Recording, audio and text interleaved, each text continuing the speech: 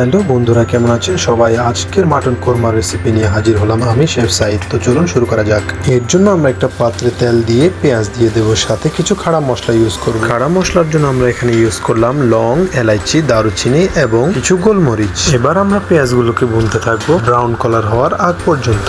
বন্ধুরা, আজকের রেসিপিটি অত্যন্ত কমন একটি রেসিপি যা আমরা সচরাচর বানিয়ে থাকি, কিন্তু আজকে আমার এই ভিডিওটি আপনারা শেষ পর্যন্ত দেখবেন, তাহলে অন্য ডিফারেন্ট কিছু দেখতে পাবেন। কারণ আমার এই রেসিপিটি হচ্ছে সাধারণত লাওয়াতিদের জন্য, কারণ এই স্টাইলে মাটন কোরমা সাধারণত লাওয়াতিরাই খেয়ে থাকেন। ভিন্ন স্টাইলের মাটন কোরমা হয়ে থাকে, সেটি সবাই সব রকম ভাবে বানিয়ে থাকেন এবং খেয়ে থাকেন, বাট এটি একটু ডিফারেন্ট। তাই ভিডিওটি শেষ পর্যন্ত দেখতে থাকুন, মনোযোগ সহকারে বুঝতে পারবেন। দেখুন বন্ধুরা, এই পর্যায়ে আমাদের পেঁয়াজগুলো ব্রাউন হয়ে গেছে। আমরা এখন ডাইরেক্টলি মিটগুলো ঢেলে দেবো। মনে রাখবেন বন্ধুরা, মাটন দেওয়ার আগে কোনো প্রকার মশলা ইউজ করা যাবে না। এই পর্যায়ে মাটনগুলোকে ভালোভাবে ভুনতে হবে পেঁয়াজগুলো মেল্ট হয়ে যাওয়ার আগ পর্যন্ত। যতক্ষণ আমাদের পেঁয়াজগুলো নরম হয়ে গলে যাচ্ছে ততক্ষণ পর্যন্ত আমরা ভালোভাবে মিক্স করে ভুনতে থাকবো। দেখুন বন্ধুরা, অনেকটা সময় ভুনার পরও যখন আমাদের পেঁয়াজগুলো এরকম হয়ে গেছে, তখন আমরা এখানে হালকা হালকা পানি ইউজ করব এবং এগুলোকে পুনরায় মিক্স করতে থাকবো যতক্ষণ না পেঁয়াজগুলো নরম হয়ে যাচ্ছে।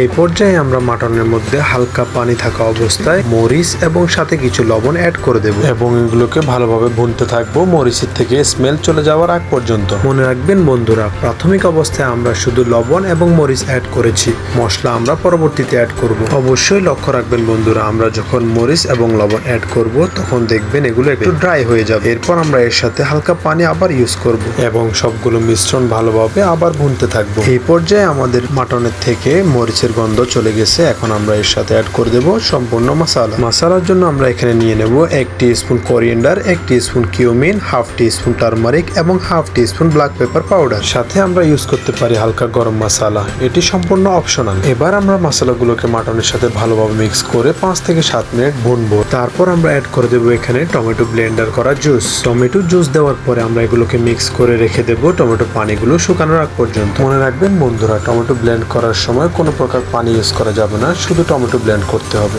এক পর্যায়ে যখন টমেটোর পানিগুলো শুকিয়ে অনেকটা এরকম হয়ে যাবে, তখন আমরা এটাকে ভালোভাবে মিক্স করব যেন নিচে না পড়ে যায়। দেখুন বন্ধুরা, এই পর্যায়ে মশলাটা কি সুন্দর একটা শেপে এসেছে। এই পর্যায়ে আমরা এখানে অ্যাড করে দেবো হালকা টমেটো পেস্ট। এটা অনেকটা কম পরিমাণে ইউজ করতে হবে, তা না হলে এটার কালার অনেকটা পরিবর্তন হয়ে যাবে। এই পর্যায়ে টমেটো পেস্ট গুলো মিক্স করব আমরা পেস্টের গন্ধ ছেড়ে দেওয়ার আগ পর্যন্ত। এবার টমেটো পেস্টের গন্ধ চলে গেলে আমরা এর সাথে অ্যাড করে দেবো পরিমাণ মতো পানি দেওয়ার পর এটাকে আমরা হালকা মিক্স করে কভার করে রেখে দেবো 30 থেকে 40 মিনিট গোস্তগুলো নরম হওয়ার পর্যন্ত। বন্ধুরা, এই পর্যায়ে আমরা অন্য আরেকটা পাতিলে কিছু চানা, সাথে 2 পিস আলু 4 পিস করে কেটে নিয়ে নেব সিদ্ধ করে। 40 মিনিট পর যখন আমাদের মাটনগুলো হয়ে যাবে, তখন আমরা এর সাথে সিদ্ধ করা চানা এবং আলুগুলো অ্যাড করে দেব এবং মিক্স করে 3 থেকে 5 মিনিট হাই ফ্লেমে রেখে দেব। 5 মিনিট পর আমাদের মাটন কোরমা সম্পূর্ণরূপে তৈরি। বন্ধুরা, আজকের রেসিপি এই পর্যন্ত। দেখা হবে অন্য কোনো নতুন ভিডিওতে নতুন কোনো রেসিপির সাথে। ভিডিওটি ভালো লাগলে লাইক, কমেন্ট, শেয়ার করে পাশেই থাকবেন। আজকের মতো বিদায় নিচ্ছি আমি শেফ সাইদ। ভালো থাকবেন, সুস্থ থাকবেন। আসসালামু আলাইকুম ওয়া রাহমাতুল্লাহি তাআলা ওয়া বারাকাতুহু।